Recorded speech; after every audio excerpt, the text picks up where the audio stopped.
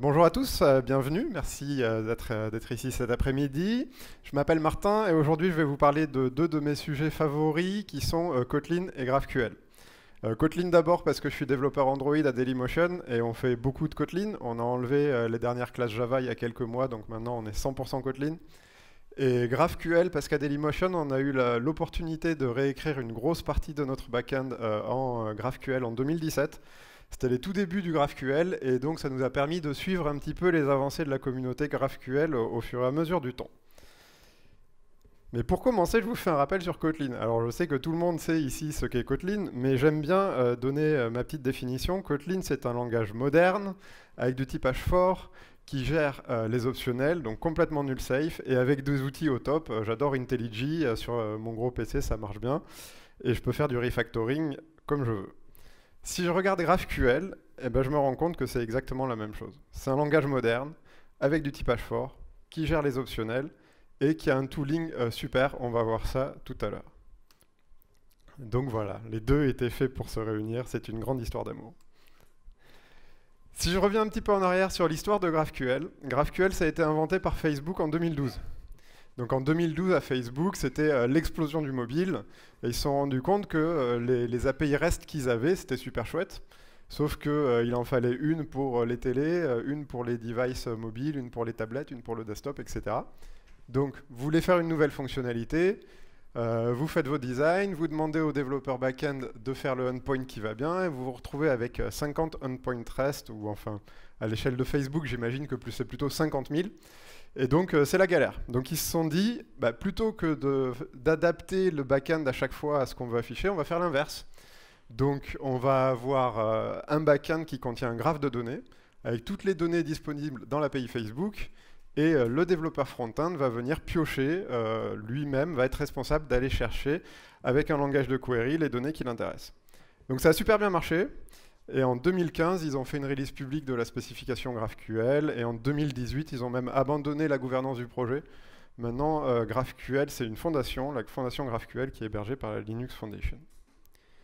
Il y a du typage fort. Donc, GraphQL, c'est exactement comme Kotlin. Vous avez des objets. Dans toute cette présentation, je parle de l'exemple de GitHub, qui est une des plus grosses API GraphQL publiques que vous pouvez trouver aujourd'hui. Donc ici, j'ai pris l'exemple d'un utilisateur GitHub, donc dans toutes les API quasiment, ou presque, vous avez la notion d'utilisateur. Donc vous définissez votre type, user. Il peut avoir plusieurs champs, donc ici, login, bio, isBountyHunter. J'ai mis isBountyHunter parce que je voulais pouvoir montrer que... vous voyez un peu qu'il n'y a pas que des strings comme type scalaire. Donc comme type scalaire, il y a booléen, entier, flottant, string. C'est les types de base. Et vous pouvez aussi avoir des objets dans vos objets, et même des listes d'objets dans vos objets. Bref, vous pouvez aussi avoir des interfaces, des listes, des enums, des unions. C'est vraiment un langage orienté objet complet. Vous m'avez vu venir, ça gère aussi la null safety, donc les optionnels. La seule chose qu'il faut retenir par rapport à Kotlin, c'est que la logique est un peu inversée. En GraphQL, par défaut, tout est optionnel. Par exemple, une bio, je ne suis pas sûr d'avoir une bio dans GitHub, je ne suis pas obligé de mettre ma bio, donc c'est optionnel. Par contre, si vous mettez un point d'exclamation dans le schéma et dans le type GraphQL, il devient non optionnel. Tout ça, c'est défini par un schéma. Donc un schéma, c'est comme vous avez en SQL, vous avez un schéma qui définit tous vos types de données et les relations entre vos données. Donc là, c'est vraiment très très très réduit, mais c'est un petit peu la définition de l'objet user. Vous avez aussi la documentation à l'intérieur de votre schéma. Donc le développeur backend, quand il va créer son type, il va dire un utilisateur, qu'est-ce que c'est? C'est un individu qui a accès à un certain repository GitHub, etc. Donc ça c'est vachement sympa parce que ça vous permet d'avoir du code qui est auto-documenté. Donc vous avez directement la documentation dans votre code côté backend. Donc c'est cool hein, les schémas, sauf que le schéma GitHub il fait à peu près 98 000 lignes. Donc c'est pas des choses qu'on a envie d'éditer manuellement. Pour ça on a des super outils. Donc là je vais juste faire vous présenter deux petits outils pour faire du GraphQL qui sont cool. Le premier c'est GraphQL Voyager. Donc ça vous permet de visualiser votre schéma sous forme d'arbre, de graphe, vu qu'on parle de graphe, avec à chaque fois les entités et puis les champs qu'il y a à l'intérieur. Si je veux mettre GitHub, je prends mon schéma GitHub ici, je le copie-colle dans l'outil. Il fait 98 000 lignes, donc ça va prendre un petit peu de temps.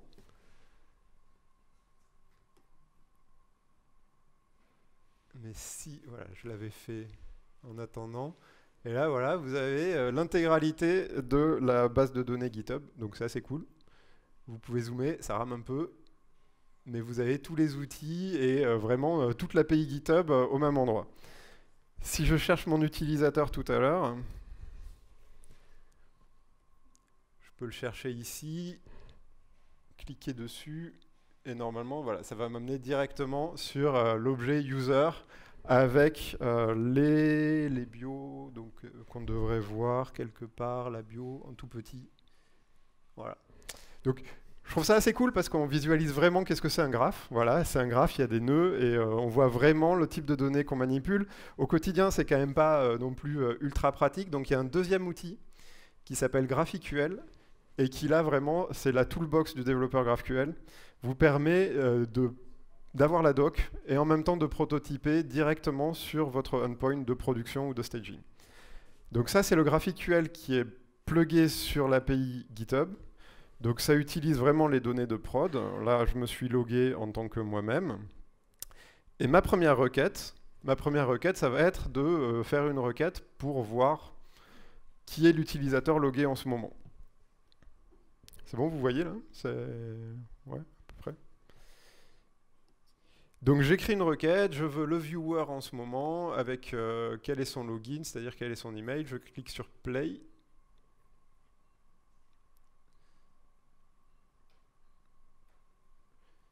Et c'est super, ça marche. Je peux rajouter des champs. Si je veux ma bio, voilà, là j'ai l'autocomplétion. Donc vraiment comme dans IntelliJ, j'ai tout ce qu'il faut. Je peux rajouter la bio, je rajoute, voilà, ça marche. Je peux rajouter le isBountyHunter de tout à l'heure. Et si j'ai aucune idée de ce que c'est un Bounty Hunter, parce que finalement, ok, un Bounty Hunter c'est un booléen, mais qu'est-ce que ça veut dire? Je fais CTRL-clic sur Bounty Hunter et j'ai la documentation directement ici. Donc vraiment un outil assez cool. Si je veux plus d'infos, je peux avoir des champs nestés. Donc le status qui permet de dire ce qu'on est en train de faire avec un petit emoji. Et puis, qu'est-ce qu'il y a? Oui, il y a un message aussi. Et je récupère un objet à l'intérieur de mon objet utilisateur, un sous-objet qui représente mon statut. Donc avec juste un seul outil, finalement, vous avez l'intégralité d'une doc d'API, un API Explorer, vous avez l'autocomplétion. C'est vraiment un outil génial. Il manque juste un outil. Et c'est comment faire pour utiliser ça en pratique. Donc le dernier outil que je vais vous présenter, c'est Apollo Android, qui est très mal nommé parce qu'en fait ça devrait s'appeler Apollo JVM. Ça fonctionne aussi sur le back-end, ça fonctionne partout. Vous pouvez le faire fonctionner dans Google Cloud, vraiment où vous voulez. Et c'est un outil qui vous permet de générer des modèles automatiques à partir de votre schéma. Donc ça prend d'un côté le schéma, de l'autre côté vos requêtes, et ça vous génère du code Kotlin. C'est magnifique. Si je reprends toujours le même exemple, avec ma requête qui demande un utilisateur login bio status, ça vous génère une data class. Et on voit que ça transporte toute la documentation qui est côté serveur dans votre code Kotlin. C'est-à-dire que la description que le développeur backend a écrite ici, vous l'avez en commentaire de votre field de votre data class. Donc ça, c'est vraiment super. On remarque aussi que la bio qui est optionnelle, elle est décrite comme un type Kotlin optionnel. Pareil pour le status. Donc là, vous êtes sûr que si votre requête elle s'exécute, vous avez vraiment le type de données, le même côté serveur et côté client. Un petit bonus, ça gère même la dépréciation. C'est-à-dire que si vous voulez faire évoluer votre schéma, côté backend, vous dites pin repository, c'est un vieux truc, on n'a pas trop réfléchi quand on l'a fait, on n'en veut plus. Le développeur backend met une annotation deprecated. Le développeur front-end le voit directement dans son IDE. Et dans IntelliJ, ça va vous mettre le petit pin repository barré. Et donc vous saurez qu'il ne faut pas l'utiliser. Vous pourrez même faire une règle lint, si vous voulez, que ça casse à la compilation, à la CI, pour être sûr de jamais utiliser de field deprecated. Donc vous avez vos modèles qui vous permettent de modéliser exactement en one-one votre serveur.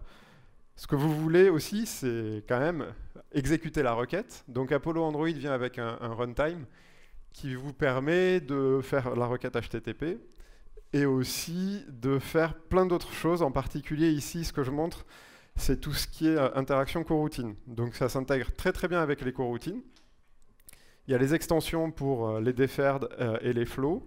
Une fois que vous avez créé votre client GraphQL, pardon, vous lui donnez le endpoint, donc c'est juste un seul endpoint et puis c'est réglé.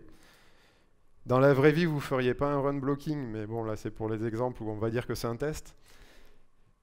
Vous exécutez votre query, le toDeferred ou toFlow, bref, le await, et vous récupérez votre modèle de données directement sous forme de data class. Donc là, le viewer que je récupère, c'est exactement cette data class ici, avec les types de données qui correspondent au backend.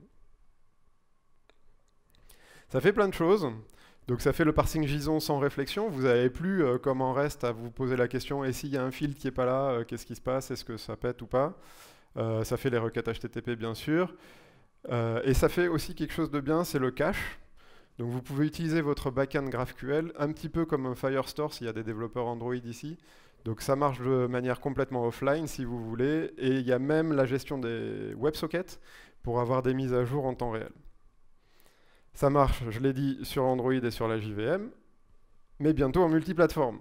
Parce que c'est le gros objectif en ce moment sur le projet Apollo Android, c'est de passer en multiplateforme. Alors c'est vraiment tout neuf. La première PR qui rajoute la stdlib Kotlin, elle date d'il y a quelques jours. Elle vient d'être margée. Alors c'est une grosse décision quand même sur un projet comme ça, parce que ça rajoute une dépendance à tous les utilisateurs Java. Ils vont avoir une dépendance vers la stdlib Kotlin. Donc à chaque fois, c'est un trade-off à prendre. J'aime bien citer ce thread, qui est le thread où OKHTTP a pris la décision de passer en Kotlin. Et donc on se rend compte en fait que dès qu'une librairie est un petit peu utilisée dans la nature, il y a forcément des environnements très complexes avec des dépendances et des gens qui n'ont pas forcément envie de tirer la stdlib Kotlin. Mais bon, c'est quand même tellement bien, on aime tellement Kotlin que la dépendance a été rajoutée. Ça pose d'autres questions derrière, c'est-à-dire qu'une fois que vous avez rajouté la dépendance Kotlin, il faut vous assurer que tout le code que vous convertissez de Java en Kotlin reste compatible. Donc là, je n'ai pas trop le temps de rentrer dans les détails, mais il y a deux types de compatibilité, la compatibilité source et binaire. Typiquement, les checked exceptions, qui est quelque chose qui existe en Java mais pas en Kotlin, ça va vous casser potentiellement la compatibilité source. C'est-à-dire que si vous ne faites pas attention, vous prenez une méthode Java, vous la transformez en Kotlin, mais vous oubliez la notation sur les exceptions, le code Java ne va plus compiler. Il va quand même s'exécuter, mais par contre, il ne compilera plus parce que Java va s'attendre, le compilateur Java va s'attendre à avoir les exceptions vraiment dans la signature de votre méthode. Il y a plein d'autres choses. En Kotlin, les méthodes et les classes sont souvent finales, par défaut, ce qui est souvent ce qu'on veut en fait. Donc ça, c'est plutôt une bonne chose, mais il faut être conscient que si jamais vous avez des utilisateurs qui ont l'habitude d'overrider vos méthodes ou vos classes, ils ne pourront plus le faire si vous passez en Kotlin sans faire attention. Plein d'autres petites choses, les data classes à utiliser avec vraiment beaucoup de parcimonie parce que c'est un seul mot-clé en Kotlin, mais dans votre API Java, ça génère facilement 7 ou 8 ou voire même des dizaines de méthodes supplémentaires. Donc voilà, plein de petites choses à faire attention. Vous avez JAPI CMP qui est un super projet qui vous permet de comparer deux jars et de comparer la compatibilité binaire et source à chaque fois avec un niveau de détail très très fin. Donc c'est assez verbeux, je ne vais pas aller là-dedans vraiment à fond. Mais c'était la première pull request par exemple sur le projet Apollo Android. Vous voyez que voilà, il y a des choses qui ont été modifiées avec des points d'exclamation. Donc en général, c'est pas très bon les points d'exclamation. Voilà, là on voit qu'on a enlevé un constructeur, que c'est passé avec un type primitif lors de la migration Kotlin. Donc vraiment, faire très attention, mais JAPI CMP est un très bon outil pour ça. Au niveau du projet lui-même, ça a bien avancé. Tout ce qui est modèle, génération de modèles automatiques, parsing, sans réflexion, on va dire que c'est quasiment multiplateforme. Par contre, tout ce qui est runtime et OKHTTP, tout ce qui est cache, il y a des dépendances vers SQL, etc. C'est pas encore multiplateforme et ça va sûrement prendre un petit peu de temps avant que ça le soit. En résumé, conclusion de cette présentation, Kotlin et GraphQL, vraiment, c'est le même ADN, ça marche super bien ensemble. Ça vous permet d'avoir du typage fort depuis votre back-end jusqu'au front-end, vérifié par un compilateur, c'est très très cool. Et bientôt, ça marchera en multiplateforme, donc faut pas hésiter. Voilà, merci bien.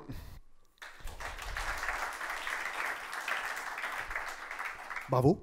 Est-ce que vous avez pensé à un outil qui fait l'inverse, qui lit des Kotlin Data Classes, ou un jar, ou peu importe, qui lit du code ou du bytecode, ou qui fait de la réflexion, peu importe, et qui génère le GraphQL correspondant? Parce que moi, j'écris du Kotlin et pas du GraphQL. Donc, si j'ai mes data classes et que j'ai envie d'utiliser GraphQL, est-ce que je peux utiliser l'inverse? Il y a des gens qui ont pensé, c'est un projet qui s'appelle GraphQL Kotlin, qui est maintenu par Expedia, et qui génère un schéma GraphQL. C'était pas préparé avant. Hein. Mais effectivement, je suis pas trop server-side, donc je parle pas trop de serveur, mais il y a des choses comme ça qui sont faites sur le serveur et qui génèrent un schéma qui est derrière consommé par le projet qui s'appelle GraphQL Java, voilà, et qui permet de faire tourner tout ça sur le serveur. Sur les détails, malheureusement, je ne vais pas pouvoir en donner beaucoup plus.